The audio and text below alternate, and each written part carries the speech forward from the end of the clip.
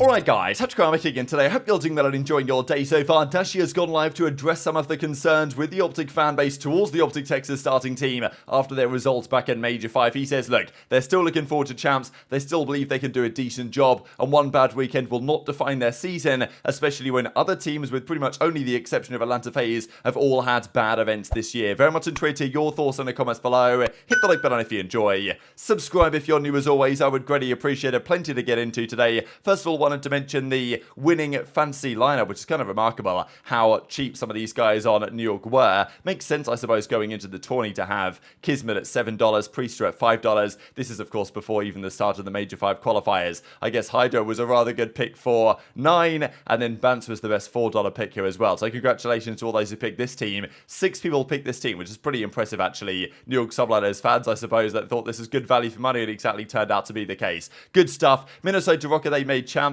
They're, like, do you guys remember this? Was it last year, right? The pontoon party they did for everyone that was... Yeah, I think that was right, because they didn't make champs last year, and then everyone that was knocked out of champs, they then kind of put them in the party, which is pretty funny, to be fair. But this has been cancelled this year because Rokkr are actually attending for once. There's also this quickly from Adamu on a potential Toronto watch party, so just stay tuned for this. He says, like, not sure for sure if this is going to happen, but if it does, then, well, obviously we're going to know about it. So definitely an exciting possibility because Toronto was a load of fun. Did also want to mention that the grand finals, because JaCobell does his prediction, and again here he has OpTic and Ultra in the finals. Pretty interesting because it's the same finals and the same winner actually as what the reverse sweep guys had. They had Toronto beating OpTic in the finals as well, with a relatively similar bracket. I'm not so convinced by this, but I will say that the best of 9 format is returning here. So the grand finals is not to 4, but it is to 5. So it is going to be a best of 9. Daniel Sai confirmed that a while ago now that indeed this is the case, that we're not going to have best of 7s. I actually think the best of 7s are alright for a regular major grand final personally, but you know, usually I'm in Europe, so I kind of appreciate the slightly earlier evenings on the Sunday, but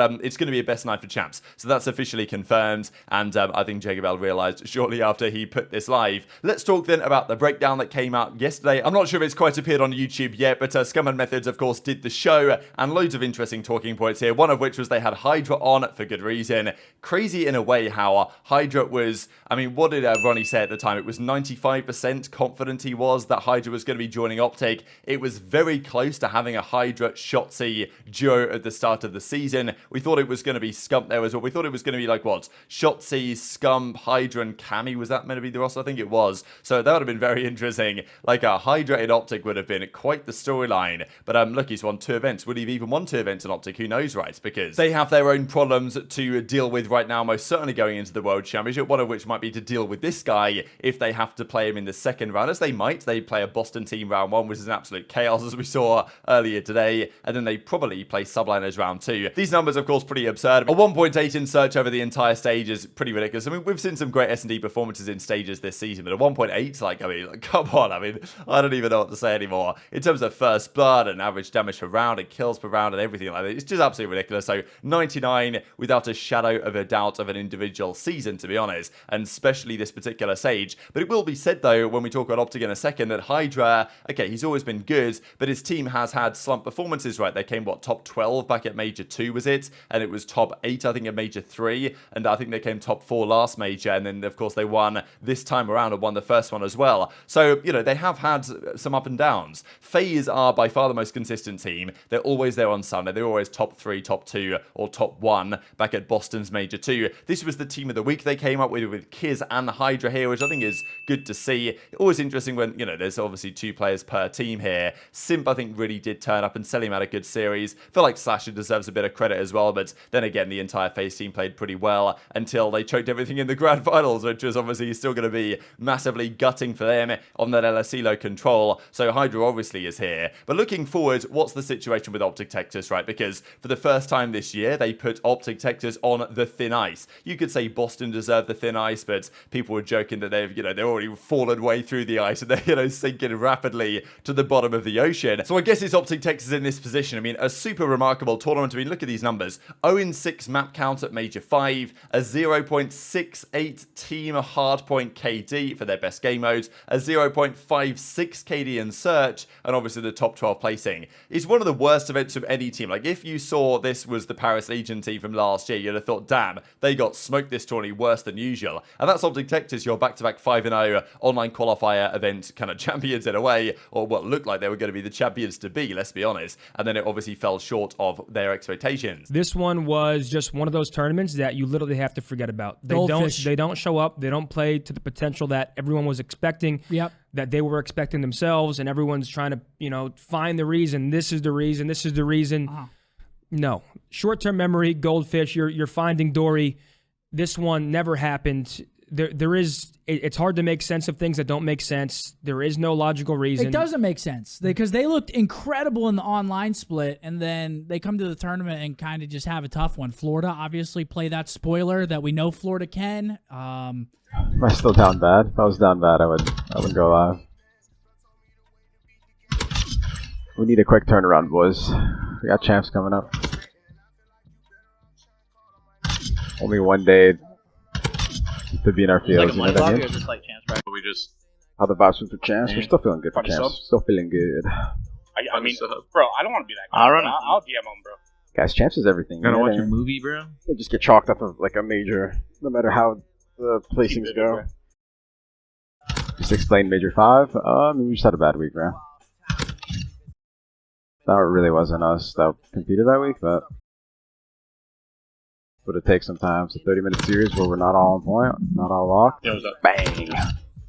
So what do you guys think about OpTic potentially bouncing back here, right? We saw what Scump and Cindy had to say, but also on Dashy's perspective on, look, he wouldn't go live if he was still super down in the dumps. I'm sure a couple of days after they went out of the tournament, he was super frustrated because, look, it was his home event in Canada. It would have been great for them, for him to get a win in front of the crowd. Didn't happen there, of course. It would have been phenomenal to see an OpTic versus Toronto match there as well. I would love to see that on the front of that crowd. I thought we were going to get it, to be honest, at some point, but fortunately never happened. So Dashy's regained. He knows that that's not the end of the world. Champs is coming up. That's the big one. That's where their energy and their focus needs to go. But looking at some of the other teams, basically every other team, right, has had their struggles at some point this year. You look at all the top 5 teams right now. New York Subliners, I just mentioned it. They won the first and the last event. Between the two, they've been pretty up and down. Mostly down, actually, at least on LAN. The second couple of events of the season. You look at FaZe. They've been good all the time. I mean, okay, they've had their slumps, but they still get top 4. That's what FaZe do. Thieves, though, similar story. They won an event. They were crashing out of majors. Well, they lost to Vegas to get top 8 or something, right?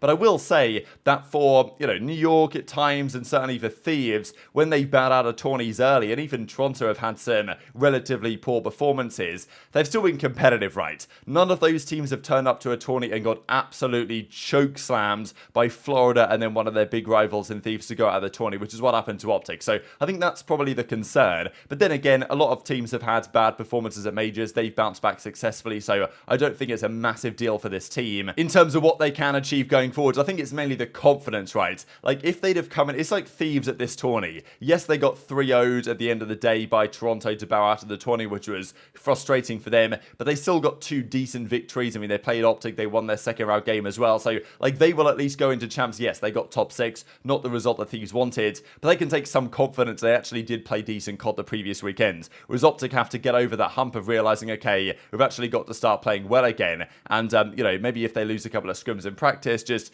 getting back in the right headspace might not be so easy. They've got some time to do so. They've got probably the best first round game they could have asked for, so I think they'll be okay, and I would expect them to bounce back significantly from how they performed here. But is it going to be enough to go all the way? I mean, I'm pretty sure the worst ever placing before winning champs was Evil Geniuses, who I think might have been top 12 or top 8 or something at the previous event going into the 2018 World Championship. And I think FaZe at Major 5 in Cold War, they, I think, came top 8, right, at Major 5, and then they went on to win champs. So it has been done at where teams will place top 8, top 12, maybe even worse, before champs and go on to win. But, you know, it's not particularly common to happen, right? Usually, the team that wins champs has come top 3, top 4, if not won the previous event or made the finals, as has happened many times in CoD history. And we can quite clearly see at the end of the season, the skill gap is very much on display, right? So anyway, these are the bottom 10 major KDs from this entire season. Plenty of these are at Major 5, and if you just look at Major 5 and exclude the other numbers here, you'll see that, you know, the top 5,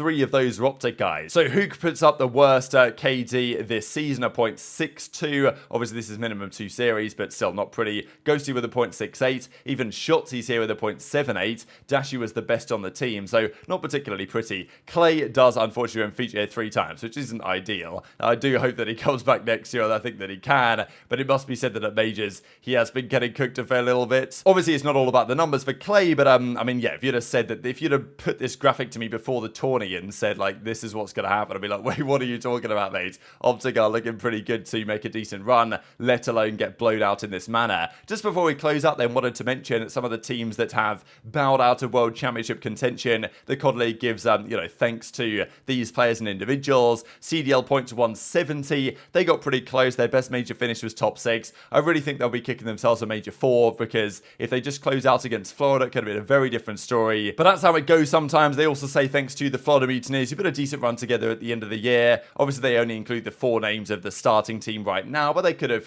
put Havoc on it maybe, but then it would make things complicated with other teams, what you do there instead. I thought I was pretty impressed by Florida, right? And I think they've been pretty exciting to watch this season, especially towards the end of it. And with any luck next year, they could, take a further step with the Miami Heretics or whatever they're planning to do. Los Angeles Guerrillas, they've been frustrating to watch, to be honest. I just don't care about this team. And next year, apparently, they're going to be running it back. I think Los Angeles Guerrillas are going to stay around next season for contractual reasons or something. We don't know. Things could certainly change. And if a buyer comes through with the right kind of requirements and everything, then it should be locked in. But, I don't know what they're going to do next season. Honestly, who really cares? This is the other one, though, I thought was kind of funny, really, from Ravens. So they bow out of the tourney with finally a major finish that isn't 12th, because if this said best major finish 12th, it would have been pretty embarrassing. And the CoD League say ended it with a bang. I'm like, oh my god, won one game against the Boston Breach online as Saudi Q Warriors or whatever. And, congratulations, that's ending the season with a bang with 17 points. So I thought this is kind of tragic, really. But I thought pretty entertaining nonetheless. So very much intrigued all your thoughts on this in the comment section below. Hit the like button if you enjoyed. Subscribe if you're new. Take care. And I'll see you next time. I mean, even I think JP said something about it, but like, either way, they're still our best practice. Even when we get slammed, like, we're still learning a lot. Keep telling them to keep playing us because we are learning or whatever, but we're learning a lot from them. Wait. Learning a lot from FaZe. Say that again? You're learning shit from playing them? Oh, yeah. Well, I heard how can you not?